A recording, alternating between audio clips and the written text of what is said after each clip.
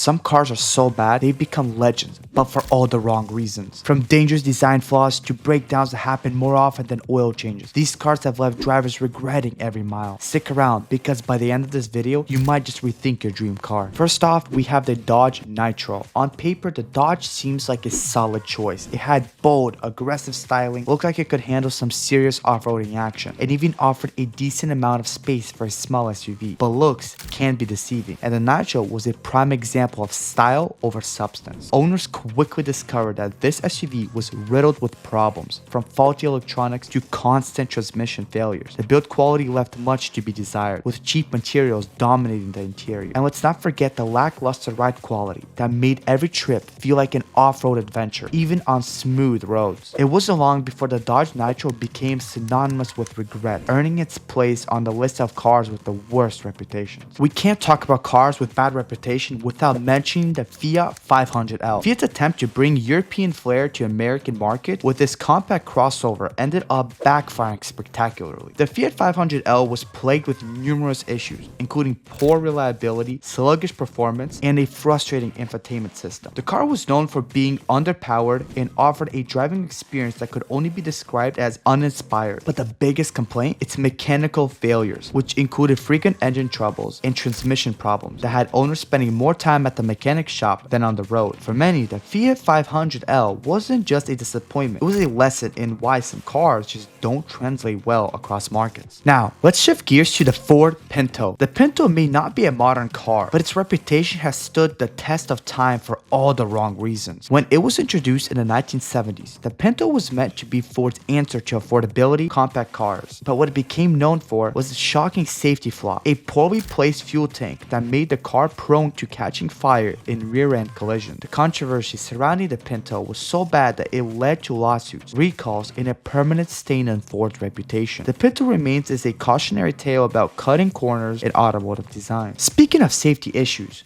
we can't ignore the Chevrolet Cobalt. At first glance, the Cobalt seemed like a decent compact car, offering affordability and a no-frills driving experience. But beneath the surface, this car had a dark secret: faulty ignition switches that would cause the engine to randomly shut off. This defect led to numerous accidents, injuries, and even fatalities. The ignition switch scandal was one of the biggest automotive controversies of its time, resulting in massive recalls and legal battles. While the Cobalt may look like just another budget-friendly car, its reputation will forever be overshadowed by the lives it endangered. Moving on, let's talk about the Chrysler Sebring. This car has been the punchline of countless jokes in the automotive world, and for good reason. It was supposed to be Chrysler's stylish midsize sedan and convertible, but it ended up being a masterclass in mediocrity. The Sebring was criticized for its awkward design, cheap interior, and subpar performance. Reliability was a major issue, with reports of engines and transmissions giving out far too early in the car's life. To make matters worse, the Sebring delivered a driving experience that was so uninspired as its design. It's no wonder this car quickly became a symbol of disappointment for Chrysler. Now, let's take a look at the Hummer H2. The H2 was big, bold, and brash, but behind its intimidating exterior was a vehicle that was far from practical. The H2 was criticized for its terrible fuel economy, averaging around 10 to 9 miles per gallon, and that's if you drive like a grandma. Push the gas a little, and you'd swear you could see the fuel gauge dropping in real time. Add in a subpar reliability and enormous size that made it a nightmare to maneuver in tight spaces, and you had a vehicle that was more trouble than it's worth. While the H2 certainly had its fans, its reputation as a gas-guzzling, impractical behemoth